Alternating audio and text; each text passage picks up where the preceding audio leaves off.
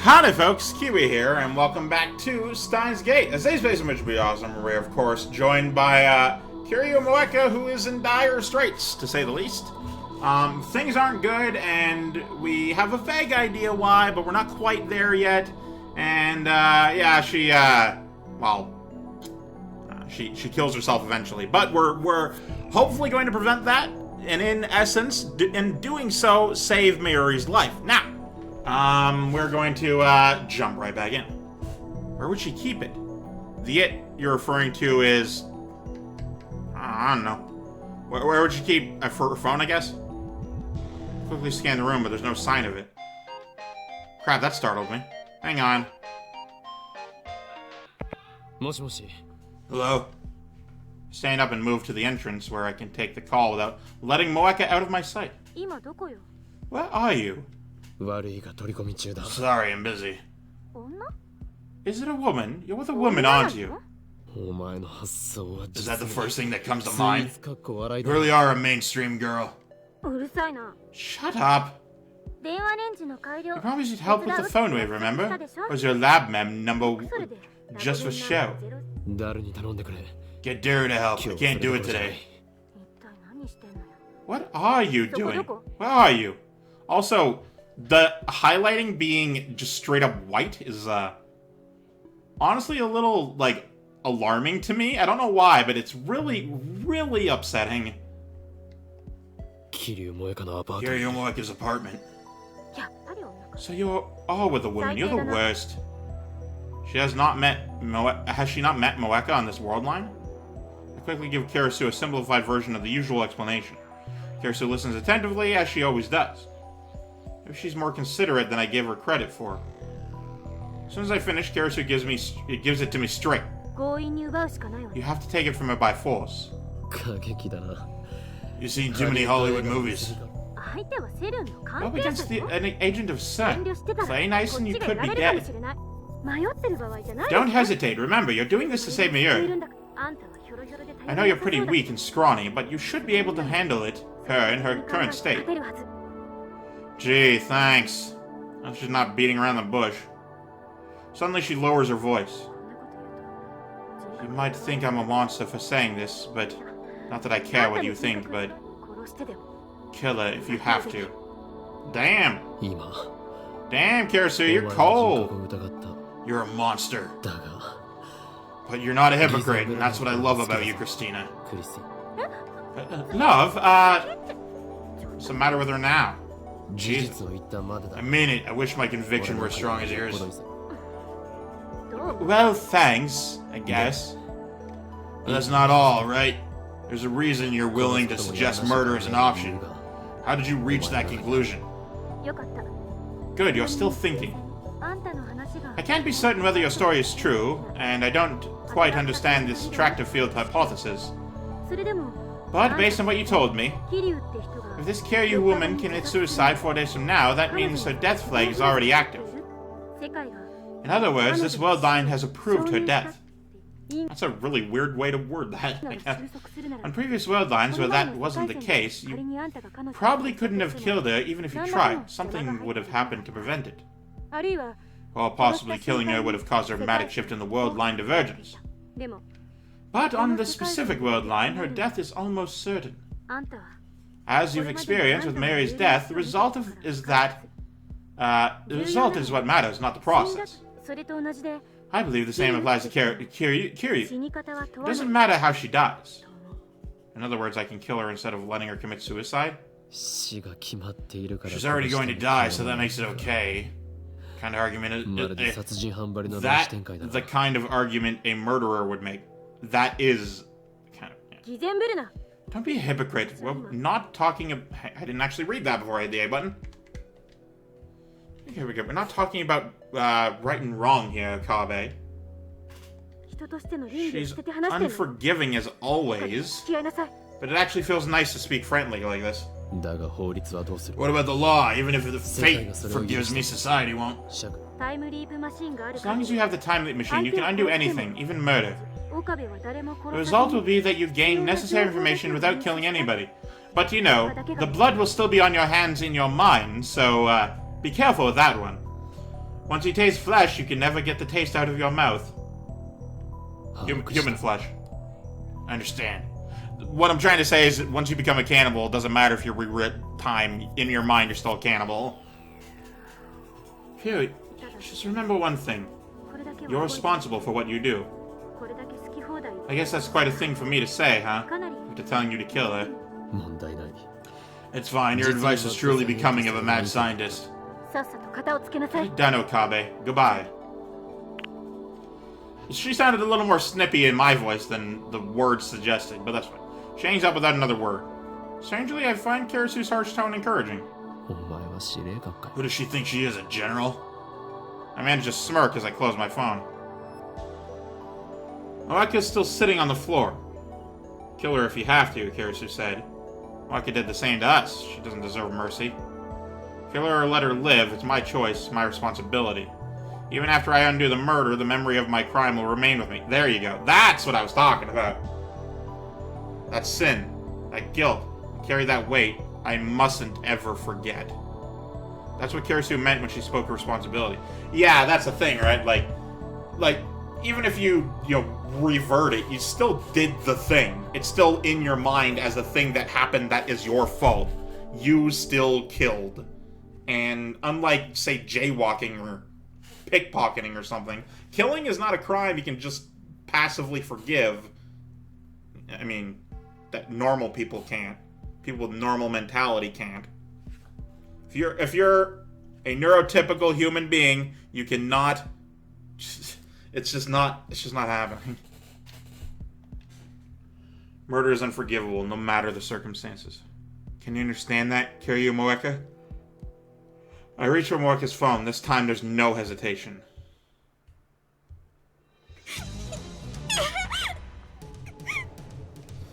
I'm going to avoid doing her voice, because it's likely to be A, frantic, B, short, and C, screamy. So I'm not going to do those things. First of all, they don't fit the voice I gave her. Secondly, they'd get loud and also hurt me. Moeka resists.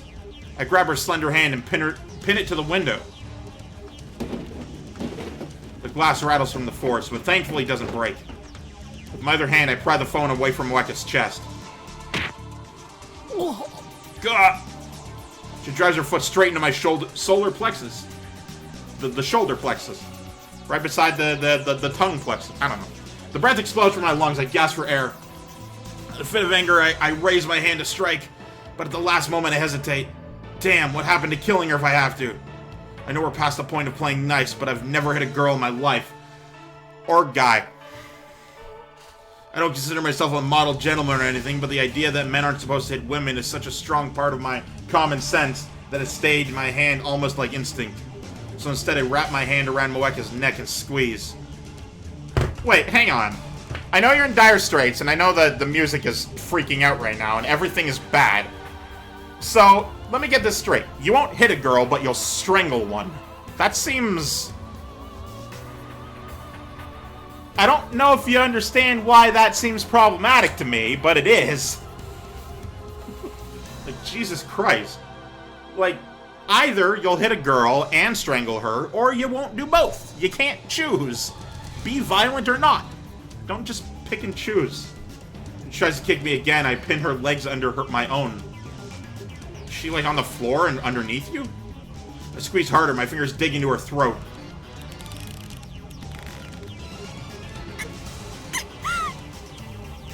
She struggles for breath.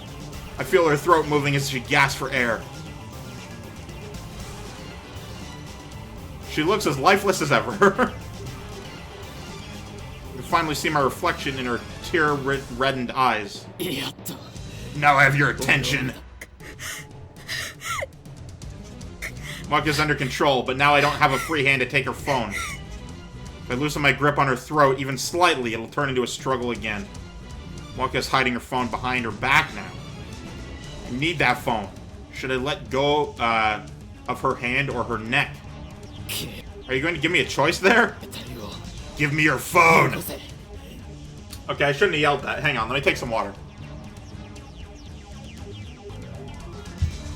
Oh, gotta be careful with that deep, gravelly voice. Don't abuse your own throat. It is not good down there. Waka weakly shakes her head. If you don't, I'll kill you. I wonder if I even can. I can undo it with a timely machine. It'll be the perfect crime. One that never happened. But still, do I really have it in me to murder someone? I don't know, but I have to try. Hand it over or I'll kill you. No words leave Moeka's lips, just rough breathing. Stalemate. Neither of us shows the other any openings. We're practically motionless, but her breathing is ragged. It's taking all my strength just to pin her down. I hope the door was closed and people don't, like, walk by and, well, in the apartment building, walk by the balcony and, like, see you strangling her to death. A rough breathing echoes through the room. For a moment, it even seems to synchronize. This is getting me nowhere. I remove my hand from her neck, then use my entire left arm to pin her against the wall like in a guillotine choke. She starts groaning in pain. My right hand has her left hand against the glass. Now I pull her hand down to transfer it to the grip of my left hand. Now my right hand is free. I slide it behind her back and go searching for her phone. I have to lean in close to do this. I press my body up against hers. Pain explodes in my jaw. I lean back. Moeka is readying another headbutt. I put more strength into the guillotine choke to stop her. Moeka's face twists into pain as she struggles to escape my grasp. My guillotine choke seems to be working. She doesn't have the strength to resist. If I push any harder, she might actually die. I push harder. You think she might die, and you're still making that choice. You know what? I don't like what you're doing, but I respect your conviction. Moeka writhes in pain. Tears fall from her eyes and drool from her mouth. As her resistance weakens, my right hand finds Moeka's phone. She still has it in a tight grip, but I manage to tear it away.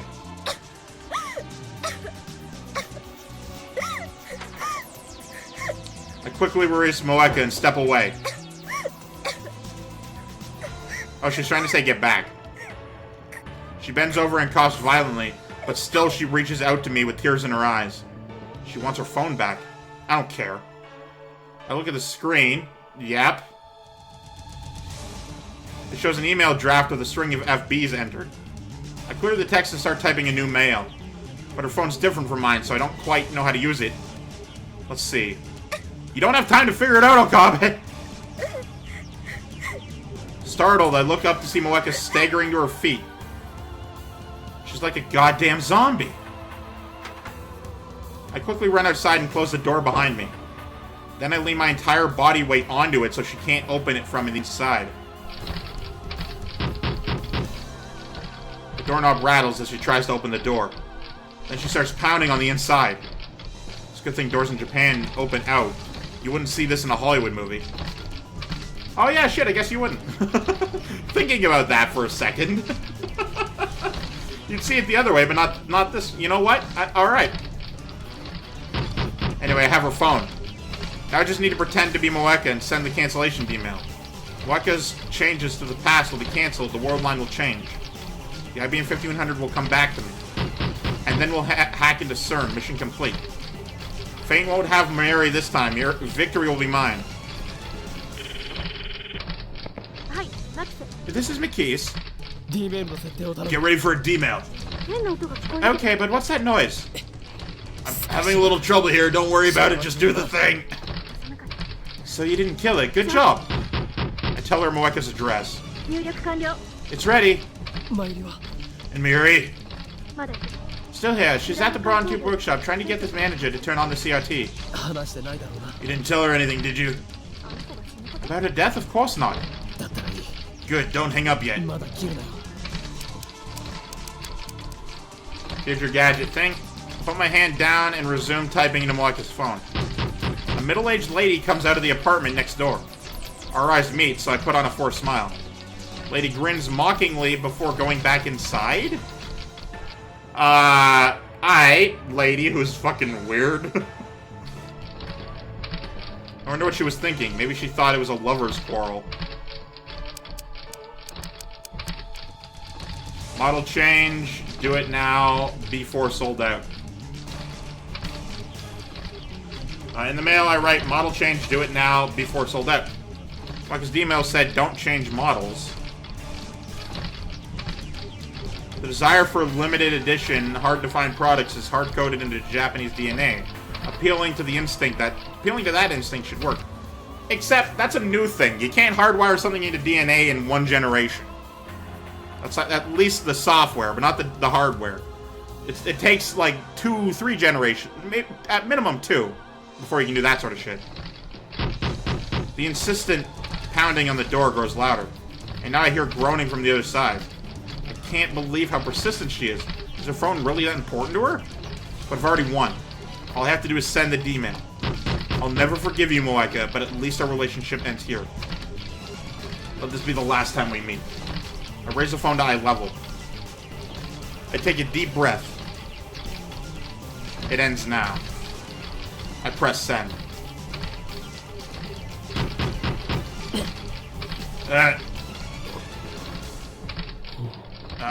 What?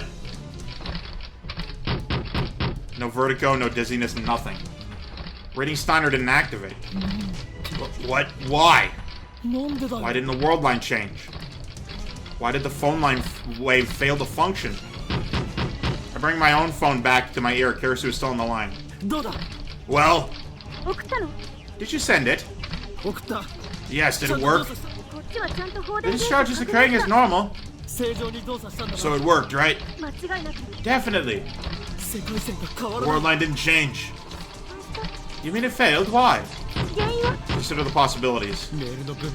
Maybe the message wasn't enough to persuade Moeka to change models. If you sent it to the wrong address, to the wrong date, it's July 31st, I'm sure of it.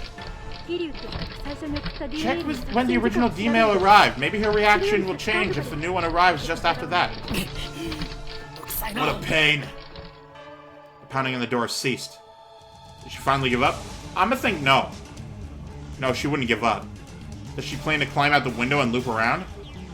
We're on the second floor. That would be quite a feat. I should still have some time left. Try sending different messages. If that doesn't work, I'll adjust the timer. You're a lifesaver. What's going on there? Is Mr. Braun freaking out? I can hear him shouting from below. Ashida and Mayuri are trying to calm him down, but who knows how long that'll last. I don't think there's much time left. I put my phone into my pocket without hanging up. Can I check her phone history? GG01 something. I changed the message to send another D-mail. But still, nothing happens. Did your gadget. Change now, your phone is cursed. Make another one, send. No good. Why? What am I doing wrong? I'd like to ask Moeka, but if I go back inside now, she'll probably just attack me. Which reminds me, she's been awfully quiet. What is she doing now? Maybe she really did go out the window. I look around, I don't see her anywhere. Think, why didn't the D-mail work?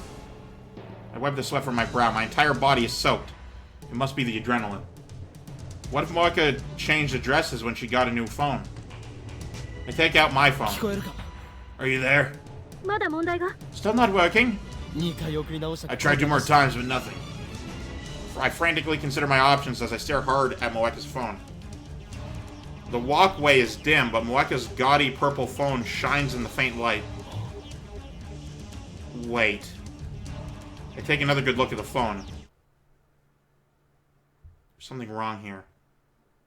What is it? Okabe, what's wrong? Gaudy purple. Latest model.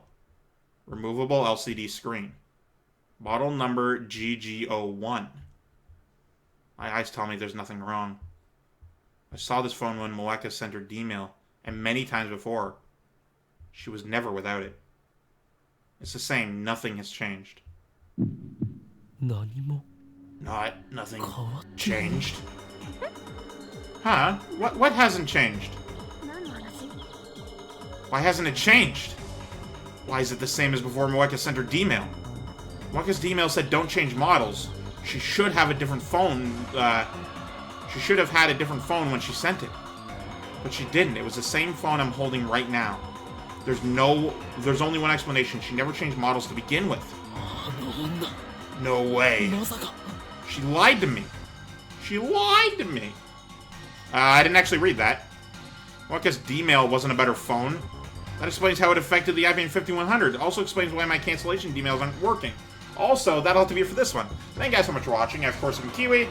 You've been great too, and yourself a delightful day. I love you. Goodbye. Please be safe out there. Please be good people. Please.